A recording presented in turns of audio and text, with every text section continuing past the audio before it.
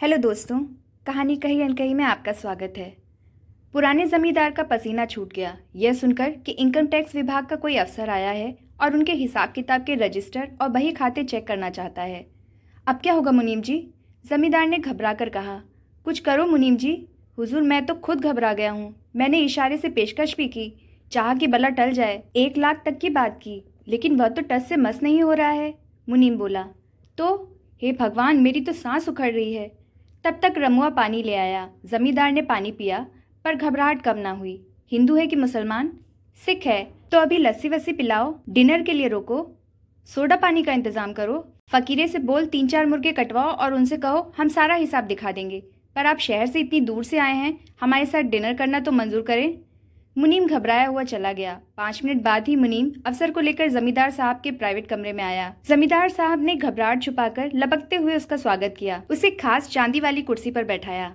आइए हुजूर, तशरीफ रखिए। यहाँ गांव आने में तो आपको बड़ी तकलीफ होगी, जमींदार साहब ने अदब से कहा। अब क्या करें जमींदार साहब, हमें भी अपनी ड्यूटी करनी होती है, आना पड़ा। अफसर बोला। तब तक लस्सी के गिलास आ गए। यह लीजिए हुजूर, जमींदार साहब बोले। शाम को हम और आप जरा आराम से बैठेंगे। आप पहली बार तशरीफ लाए हैं। जी हाँ जी हाँ, लेकिन मुनीम से कहिए पिछले 3 सालों के हिसाब किताब के कागजात तैयार रखें। जमींदार के फिर पसीना छूट गया। उसने खुद को संभाला, पसीना पोंछकर बोला। अरे हुजूर, पहले शाम तो गुजारिए, फिर रात को आराम फरमाइए। सुबह आप जैसा चाहेंगे वैसा होगा। तभी नौकर ने आकर मालिक को जानकारी दी। मालिक, रात के लिए फकीरे के यहाँ से कटे मुर्गे आ गए हैं। मालकिन पूछ रही है कि चारों शोरबे वाले बनेंगे या आधे भुने हुए और आधे शोरबे वाले। बताइए हुजूर, कैसा मुर्ग पसंद करेंगे, शोरबे का या भुना हुआ या दोनों? जमींदार साहब ने पूछा। इनकम टैक्स अफसर एकदम कच्चा पड़ गया। कहने लगा, जमींदार साहब मैं चलता हूँ। अरे क्यों, कहाँ? हमसे कोई गलती हो गई क्या? नहीं नहीं, लेकिन आपके साथ बैठकर मुर्ग खाने की मेरी औकात नहीं है। वैसे आपके मुनीम जी ने मुझे 1 लाख देने की पेशकश की थी, लेकिन मैं अब आपसे अपना इनाम लेकर जाना चाहता हूँ। जमींदार और सारे कारकुन चौंके कि आखिर यह माजरा क्या है। जमींदार साहब भी चौंके। लेकिन आप? हुजूर, मैं 1 लाख रुपए की रिश्वत लेकर भी जा सकता था, पर नहीं, मुझे तो आपसे बस अपना इनाम चाहिए। इनाम? जी हुजूर, मैं इनकम टैक्स अफसर नहीं, मैं तो आपकी रियासत का बहुरूपिया किशन लाल हूँ। सोचा अपनी कला दिखाकर आपसे ही कुछ इनाम हासिल किया जाए। जमींदार भड़क गया। तो तू किश्नु धानुक है, रामू धानुक का आवारा बेटा?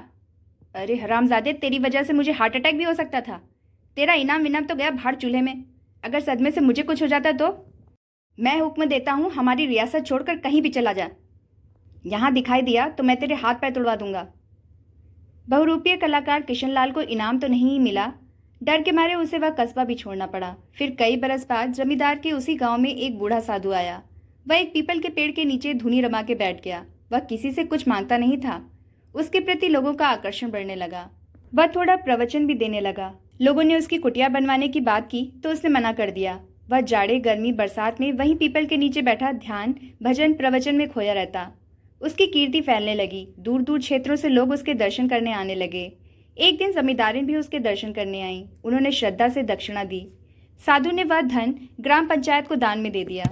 प्रवचन देते समय उसने कहा, यह धन मेरा अर्जित धन नहीं था, उसे मैंने अपने श्रम से नहीं कमाया था। यह समाज का धन है। उसी तरह समाज के पास लौट जाना चाहिए, जैसे वर्षा का जल सागर में लौट जाता है। श्रद्धालुओं की भीड़ बढ़ने लगी। जमींदारिन रोज उसके दर्शन करने आने लगी। एक दिन उन्होंने जमींदार साहब से कहा, क्यों ना हम साधु जी को हवेली में ले आएं। वे जाड़े गर्मी बरसात में वहीं पीपल के नीचे बैठे रहते हैं। बारिश के दिनों में वहां बहुत कीचड़ हो जाती है, भक्तों को बड़ी असुविधा होती है। जमींदार साहब ने हाँ कर दी। बड़ी धूमधाम से जमींदारिन साधु महाराज को हवेली में ले आईं। भक्त वहीं आने लगे। जमींदारिन ने भक्तों के लिए भंडारा शुरू करवा दिया। प्रवचन देते समय साधु महाराज ने कहा, पेट तो पशु भी भर लेता है, पर मनुष्य के पास एक और पेट होता है, वह है विद्या और ज्ञान का खाली पेट। यदि वह नहीं भरता तो भंडारे का भोजन व्यर्थ चला जाता है। जमींदारिन ने साधु की बात को समझा। उन्होंने ग्राम पंचायत को धन देकर गांव में एक पाठशाला खुलवा दी। पर एक समस्या सामने आई, उसमें पढ़ने के लिए बच्चे आते ही नहीं थे। तब साधु ने एक दिन प्रवचन में कहा, जो भक्त मेरे दर्शनों के लिए आते हैं, यदि वे अपने बच्चों को पाठशाला में नहीं भेजते तो उनसे मेरा निवेदन है कि वे मेरे दर्शन के लिए ना आएं। साधु महाराज की बात का असर हुआ। पाठशाला में बच्चे पहुंचने लगे। भक्तों की भीड़ भी और बढ़ने लगी। जमींदार और जमींदारी ने दुनिया का दूसरा चेहरा देखा। और एक रात जब सारे भक्त जा चुके थे, उन्होंने अपनी सारी धन संपदा लाकर साधु महाराज के चरणों में रख दी। महाराज, आप जैसा चाहें हमारी इस अकूत संपदा और संपत्ति का उपयोग करें। दूसरे दिन सुबह भक्त आने लगे। पर साधु का कहीं पता नहीं था। जमींदार और जमींदारिन सख्ते में आ गए। पूरी हवेली की तलाशी ली गई। उस साधु की परछाई तक वहां नहीं थी। वह साधु सारी धन संपदा लेकर चंपत हो चुका था। जमींदार और जमींदारिन के साथ बहुत बड़ा धोखा हुआ था। तभी भक्तों की उत्तेजित और नाराज भीड़ में वही पुराना बहुरूपिया किशन लाल दिखाई दिया। जमींदार का गुस्सा तो सातवें आसमान पर था ही। वे भड़क उठे। इतने वर्षों बाद किशनु तू यहाँ? मैंने तो तुझे देश निकाला दिया था, तू यहाँ क्या करने आया है? हुजूर मैं अपना इनाम लेने आया हूँ, किशन लाल ने अदब से कहा। कौन सा इनाम? किस बात का इनाम? हुजूर पिछला इनाम भी जो आपने नहीं दिया था और इस बार का इनाम भी। इस बार का इनाम? लोग भौचक्के थे। जी हुजूर, वो साधु मैं ही तो था जिसे कल रात आपने सारा खजाना सौंप दिया था। लोगों को विश्वास नहीं हुआ। ताज्जुब से जमींदार ने पूछा, तू ही वह साधु था? जी हुजूर। तो वो सारी धन दौलत कहाँ है जो मैंने तेरे हवाले की थी? हुजूर वो सारी दौलत हवेली के पिछवाड़े वाली कोठरी में सही सलामत रखी है। नौकर चाकर दौड़ पड़े। वे खजाने वाली गठरी उठा के ले आए। वह उसी की साधु वाली धोती में बंधी थी। गठरी खोल के देखी गई। सारी दौलत के साथ ही उसमें उसकी दाढ़ी मूछ भी रखी थी, उसका गेरुआ कुर्ता और रुद्राक्ष की माला और अन्य मालाएं भी, जो वह साधु के रूप में पहनता था। भक्तों की पूरी भीड़ ने राहत की सांस ली। जमींदार और जमींदारिन उसे ताज्जुब से देख रहे थे। अरे पागल, तब तू इनाम क्यों मांग रहा था? तू तो यह सारी दौलत लेकर भाग भी सकता था। भाग तो मैं जरूर सकता था हुजूर, लेकिन तब साधुओं पर से लोगों का विश्वास उठ जाता हुजूर।